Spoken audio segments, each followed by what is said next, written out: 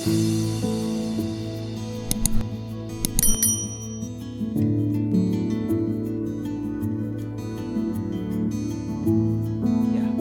para Bapak Ibu, saudara-saudari sekalian yang berbahagia, pada malam hari ini kita bersama-sama akan membahas topik yakni tentang mensyukuri kehidupan. Mohon maaf kurang N.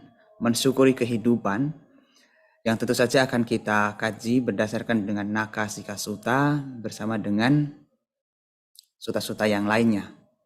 Nah, para Bapak Ibu saudara-saudari sekalian,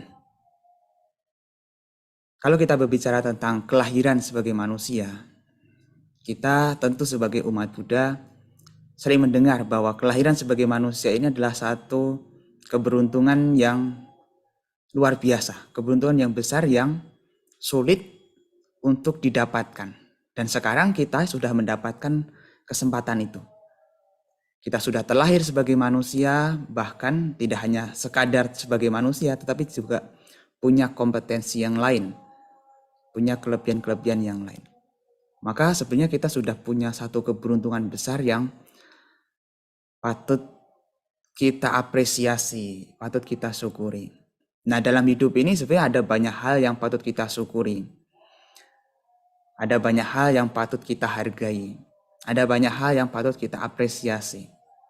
Kita sudah terlahir sebagai manusia, kita punya segala kelebihan, punya fasilitas, punya keberuntungan-keberuntungan ini patut kita syukuri, patut kita hargai.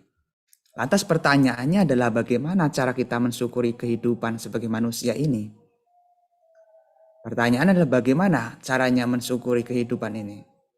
Karena memang kalau kita tidak bisa melihat, tidak bisa menyadari bahwa kita itu sudah beruntung, kita sudah memiliki banyak keberuntungan-keberuntungan yang patut kita syukuri, seringkali mensyukuri kehidupan ini tidaklah mudah. Yang sering terjadi adalah sering mengeluh, sering fokus pada kekurangan-kekurangan sehingga tidak bisa melihat kelebihan yang ada, tidak bisa menghargai apa yang sudah dimiliki, tidak bisa mengapresiasi apa yang sudah diperoleh dalam hidup ini.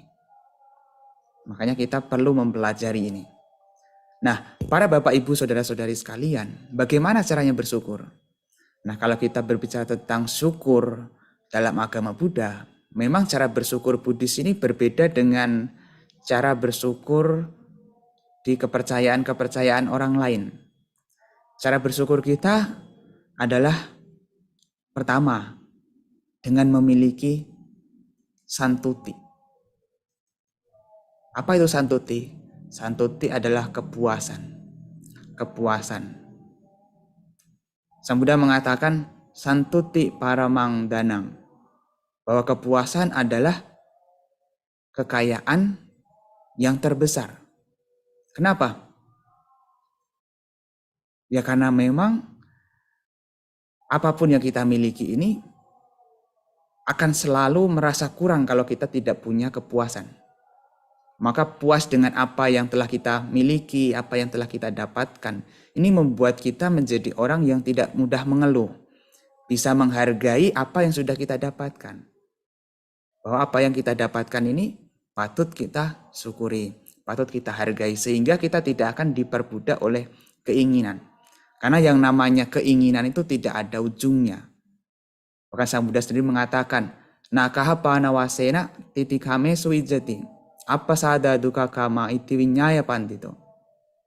Meskipun hujan emas sekalipun, yang namanya nafsu kesenangan tidak akan pernah bisa terpuaskan. Nafsu kenikmatan itu hanya memberi sedikit kepuasan, tetapi banyak penderitaannya. Apalagi kalau kita diperbudak oleh keinginan kita, diperbudak oleh nafsu kita, maka hidup kita tidak akan pernah bisa puas. Maka Sang Buddha juga mengatakan, uno atito tanhadaso, bahwa kehidupan ini tidak memuaskan. Ya memang selalu saja ada di mana kita merasa tidak puas dengan apa yang sudah kita miliki. Maka dengan memiliki kepuasan, dengan memiliki santuti, kita tidak akan mudah mengeluh. Kita akan bisa menghargai mensyukuri apa yang sudah kita miliki. Maka puas itu juga penting. Karena kalau tidak punya kepuasan, apapun akan menjadi kurang. Ada sebuah kata-kata yang cukup bijak yang perlu kita renungkan bersama. Bahwa dunia ini sebenarnya cukup untuk memenuhi kebutuhan manusia. Alam semesta ini cukup untuk memenuhi segala kebutuhan manusia. Tetapi tidak akan pernah cukup memenuhi keserakahan dan keinginan manusia. Karena yang namanya keinginan dan keserakahan itu tidak akan ada ujungnya. Maka harus memiliki sebuah kepuasan supaya kita tidak diperbudak oleh keinginan, juga tidak mudah mengeluh. Nah, cara bersyukur Buddhis yang kedua adalah tahu berterima kasih. Tahu berterima kasih. Apa maksudnya? Ya, kita menyadari bahwa segala pencapaian yang kita capai, apa yang kita dapatkan ini tidak terlepas dari bantuan orang lain. Tidak terlepas dari kondisi-kondisi yang itu sangat mungkin dilakukan oleh orang lain. Mau kita lahir sebagai manusia saja juga bisa lahir juga karena orang lain, karena orang tua. Kita bisa berbicara, kita bisa berjalan juga karena orang lain. Artinya kita tidak benar-benar sendirian di sini. Jadi kita patut punya rasa terima kasih. Tahu bagaimana berterima kasih. Kalau dalam bahasa Buddhis namanya tahu katanyu katawedi. Bahkan Sang Buddha sendiri mengatakan bahwa ada dua orang yang sulit ditemui di dunia ini. Yakni adalah orang yang melakukan dengan ketulusan di awal, dan yang kedua adalah orang yang tahu balas budi. Due me bikawe pugala dula balokasming katame due. Yo capu bakari yo cakatanyu katawe dica. Jadi kalau kita punya satu kualitas tahu berterima kasih, itu adalah satu kualitas yang baik, yang jarang dimiliki oleh kebanyakan orang. Karena kebanyakan orang itu umumnya tidak tahu bagaimana membalas budi orang lain. Padahal kita tahu, kita sadar bahwa apa yang kita dapatkan saat ini tidak terlepas dari apa yang telah orang lain berikan. Ada kontribusi dari orang lain. Bahkan alam semesta pun juga berkontribusi atas apa yang kita capai. Nah, bagaimana cara mensyukuri kehidupan yang sebenarnya tak lain adalah kita menggunakan kesempatan ini, menggunakan apa yang sudah kita miliki ini dengan sebaik mungkin. Dengan sebaik mungkin. Kita sudah punya satu kelebihan ini, kita sudah punya satu keberuntungan ini. Jangan hanya berhenti, oh saya sudah punya ini. Tetapi juga mestinya kita menggunakan kesempatan yang ada dengan sebaik mungkin. Kita sudah terlahir sebagai manusia, maka kita patut menggunakan kehidupan sebagai manusia ini dengan sebaik mungkin. Jangan hanya hidup, tetapi juga hidup itu juga harus punya arti, punya nilai. Nah, para Bapak Ibu Saudara-saudara sekalian yang berbahagia, pada malam hari ini ada satu sutta yang ingin kita bahas yang bernama Nakasika Sutta.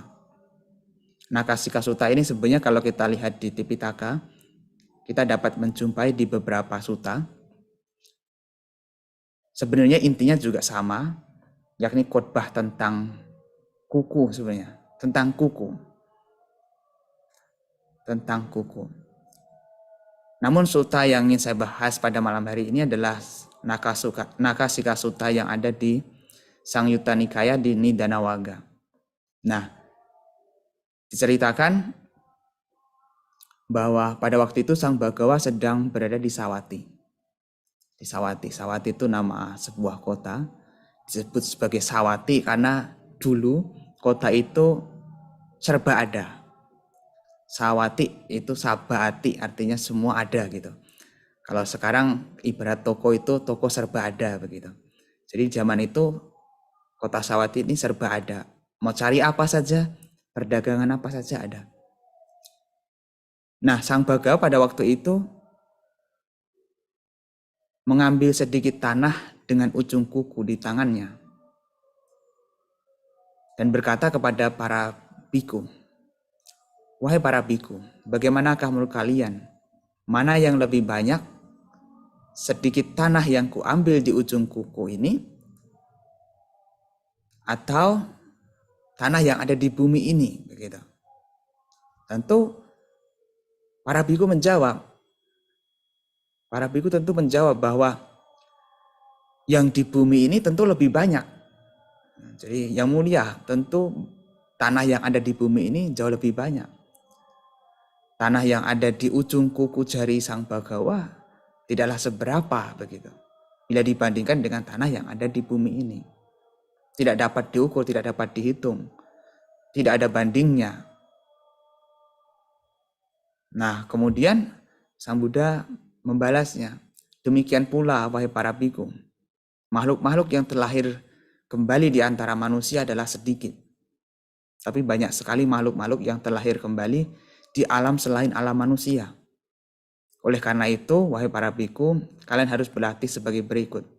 Kami akan berlatih dengan tekun. Demikian kalian harus berlatih.